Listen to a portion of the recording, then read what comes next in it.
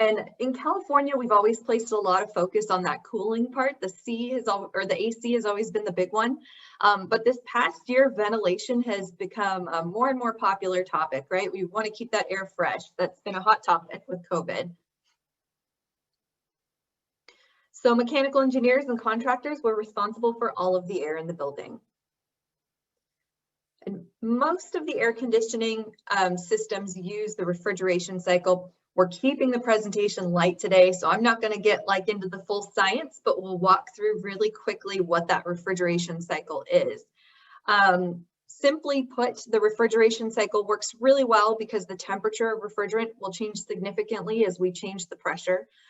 So we have this diagram on the screen that shows all the different components that refrigerant will go through in the cycle. So you can see the colors will represent temperature, but we'll start here. We'll start at the compressor because we got to start somewhere, right?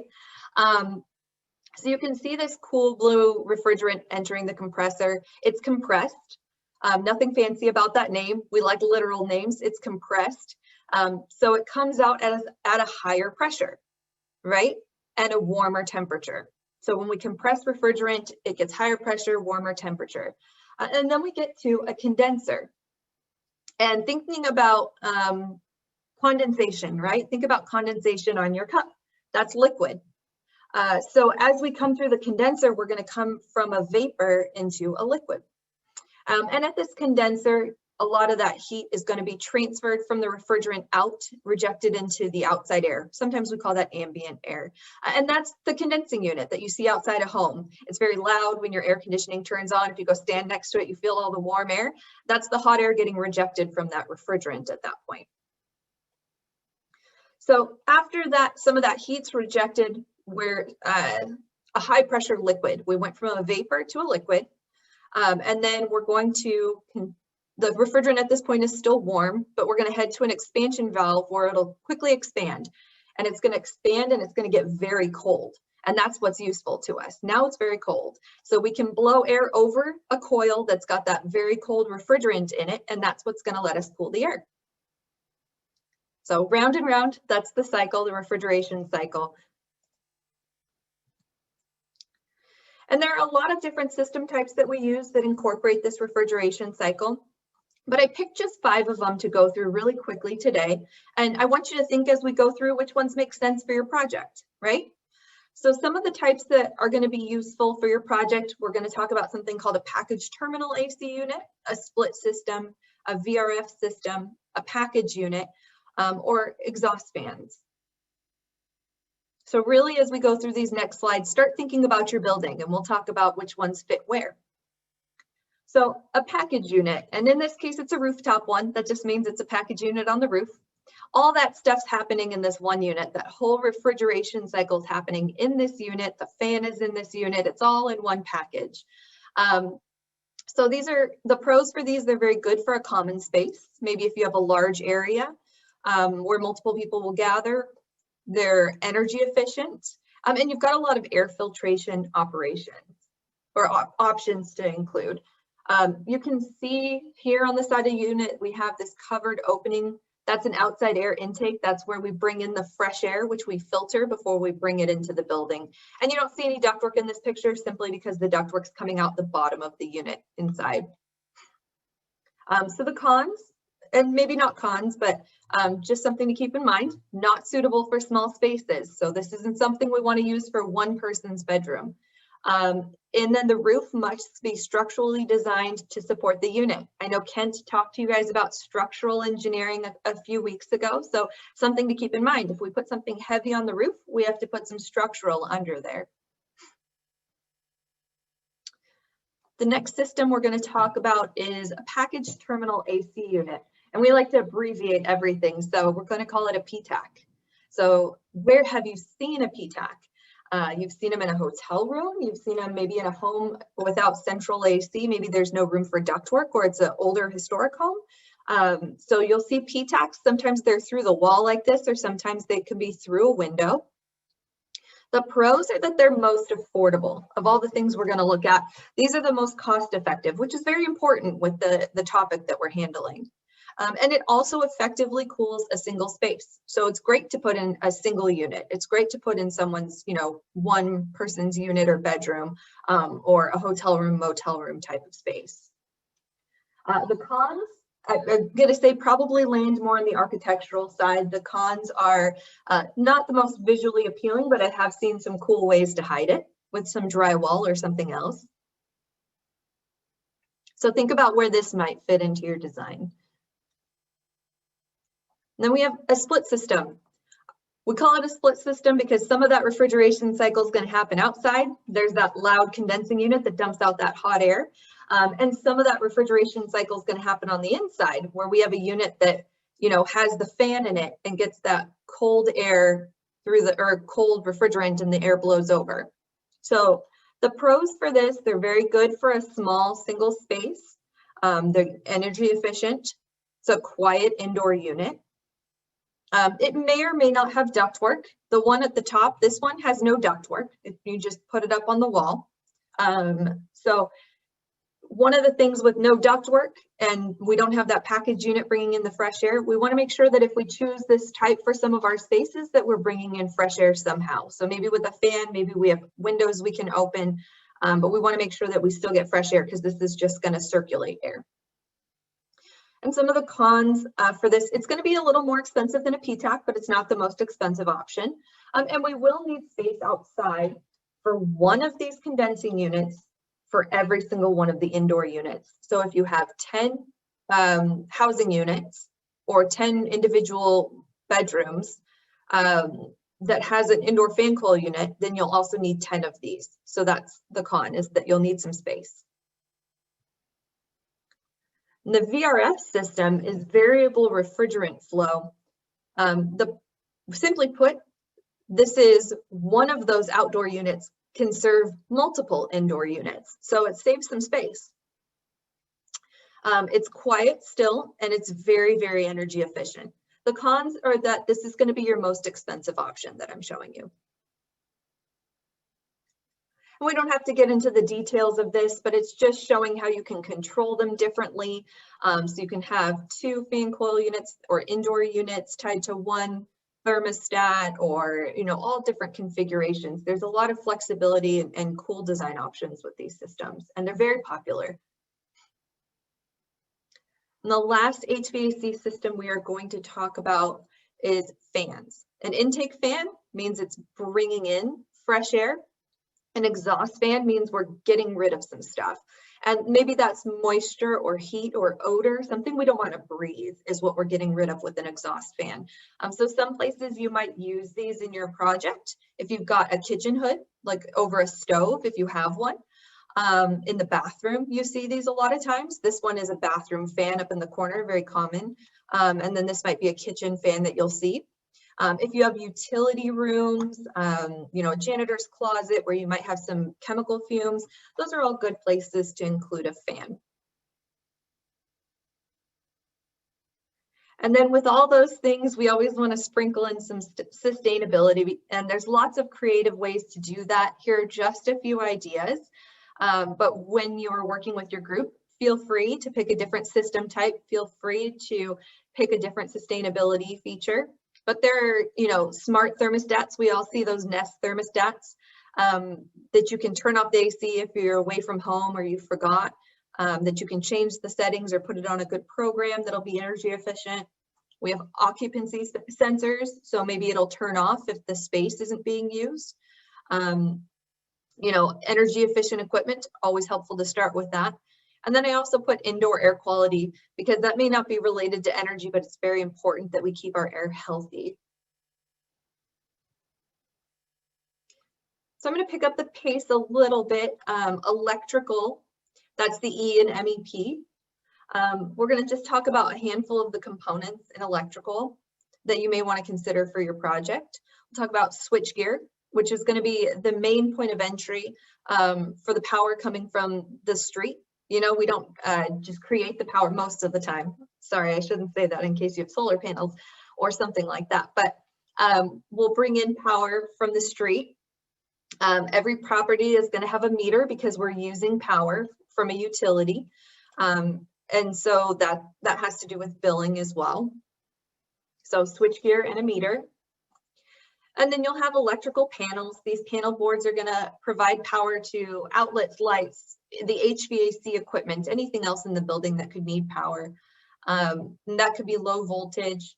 And then each breaker within a panel board will control specific items, and you label them very specifically. So if you ever need to do electrical work, it's very easy to say, okay, I need to, you know, flip the switch so there's no active power to the vestibule outlets so I can change them out. That's a safety measure.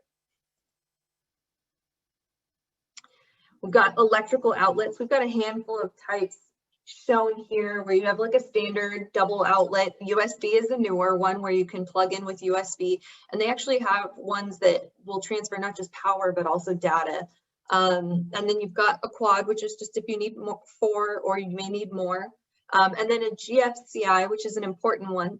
You're going to want to use that somewhere where there's water, so next to a kitchen sink or in a bathroom. You want to make sure that you have that protection.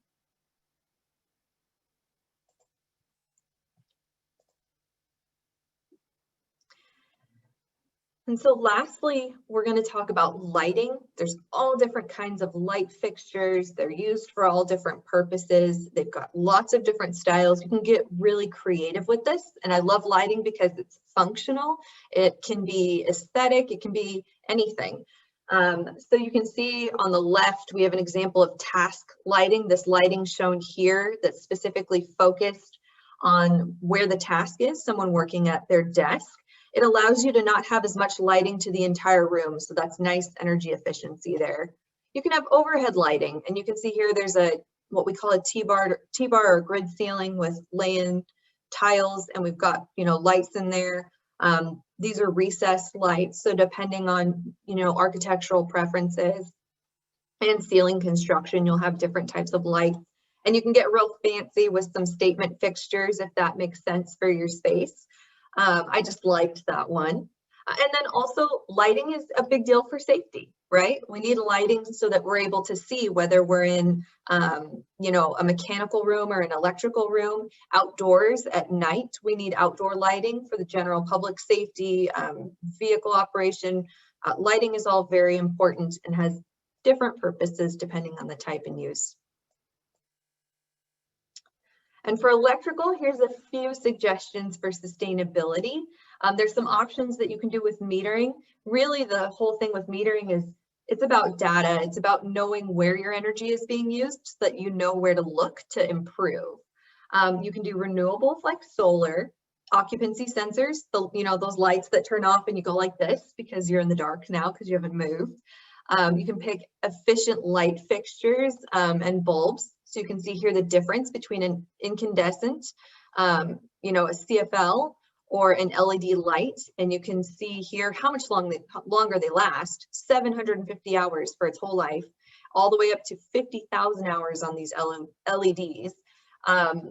They're all the same brightness, so they're all going to give you the same amount of light. But your operating cost for this bulb is about $13 versus about $250 a year on this bulb. So we've got really efficient new lighting technology that'll save money, will last longer, just better all around. And then daylighting, that's making use of natural light wherever we can. And the P portion of MEP, plumbing. So common systems that you're going to have for this particular project that you're working on. Cold water and hot water, just like it sounds, nothing tricky. It's the stuff coming out of your tap, right? Or your shower, cold water or hot water. Those are two different systems. Waste and vent, storm drain. You may have gas if you have a kitchen, and sanitary waste and sewer. So those are some common system types you'll encounter in our type of project, but plumbing can get much more complicated in places like hospitals that may have, you know, medical gas or something like that. And you're going to think about a lot of fixtures you might have. A sink, if you have a break room or a kitchen, hose bibs, very practical to wash down. Lavatory, which I always call a sink anyways, but lavatory, a sink in the bathroom, or janitor sink. A couple different types of toilets, a flush valve water closet versus a tank. The flush valve is going to be more of like a high traffic use. If it's a lot of people using it, it's going to be more durable, might be more practical. Urinal and a washing machine box. So if your project includes a laundry room, that's something that you want to include in your plumbing list. Drinking fountains, optional, may or may not need it, but something to consider. These types of drinking fountains, the traditional, much less popular over the past year. You know, everyone's been taking a lot more precautions. So more often now you'll start seeing the bottle filling type, and a lot of times they even chop off this part. And then water heaters. You know, water heater, that's where the hot water comes from. So we can't forget to put that in. You can get a traditional tank style water heater, or you could do a tankless type water heater. Takes up a lot less space, but with a tankless, you'll also most, if not all the time, need a water softener as well. And sustainability, low flow fixtures, gray water if it's available. I say drought resistant landscape. Technically landscaping is not plumbing, but I'm going to group it in for the sake of our project. And same thing with metering, you can meter your water. So we just went through a lot of information very quickly on mechanical, electrical, and plumbing and how they could be useful to your project. So let's set a couple goals for our project. So first things first, I know we're all in a different place with our projects right now. Some teams may still be working on the architecture. You may not have had a chance to try and incorporate the structural yet. So please work at your own pace. Everything I'm giving you today is suggested. But you can also go above and beyond these goals if you're ready for it. So ideally, you'll have time to pick structural and at least one MEP to include in your design. So big goals for today. Goal number one, when you're in your breakout room, and I'm going to set a prize to this. I think it's especially important since you're here on your spring break. But goal one, we want you to pick at least one topic, M, E, or P, to attempt in your project. So mechanical, electrical, or plumbing. You guys can pick all of them. You can pick one of them, but at least pick one that you want as a goal, whether you work on that today or not. I'm going to jump in your meeting at about the 5-minute mark. I'm going to pick a student. I'm going to ask which one you picked. And if your team made a decision and the student can give me the answer, then every student on that team that's in attendance today will get a gift card. So please, please, please, that's the pressure. Within 5 minutes of being in your breakout group, I want you to pick mechanical, electrical, or plumbing because I just want to give prizes. And then goal number two, you know, when you're working on your mechanical, your electrical, or your plumbing, I gave you some suggestions of ways to incorporate it in your design. Again, at your own pace, you may have an MEP engineer on your team and you may already have a plan, and that's okay. But if you don't, if you pick mechanical, what system type do you want to use that we reviewed today? Or maybe a different one if you know of one. Why'd you choose it? And try and locate it on the plans. If you picked electrical, I want you to try and identify where the meter would be, the switch gear, and then maybe do an outlet layout and start picking some light fixtures and talk about where you would use them. And if you choose plumbing, I want you to pick where your water heater goes. And I'll give you a hint, it's going to be close to where you want to use that hot water, as close as you can. And choose which type, tank or tankless. And then I also want you to choose your plumbing fixtures and locate them on the plans. Where do they make sense? About how many do we need? So pretty straightforward goals for today, but the pressure is on. First 5 minutes, and I think Anne is going to get ready to transfer you into your breakout rooms now so that you can get started. All right, thanks, Amanda. That was great. And I don't know, I heard prizes. Don't know if everyone else did, but I did. So just a couple of things, Amanda. First of all, I had a question if the PowerPoint presentation can be shared. I'm happy to share it. Logistically, I don't know how to get it to everybody. Do you want me to put it like on Box and send a link or something? Yeah, or send it to me and I'll send it out. Yeah. Okay, perfect. Great, thank you. And then, so when I open up these rooms, you're going to choose your team name. Choose the ones at the top that are in capital letters, okay? And if any team needs to break out into smaller groups, there's individual breakout rooms at the very bottom that when you're in your room, you can break out into your separate team breakout room. So for now, pick the ones in capital letters. And again, if someone is not able to choose their own rooms, I will help once everyone's in their rooms to put you where you need to be. So with that, I'm going to open the rooms and you should be able to choose now.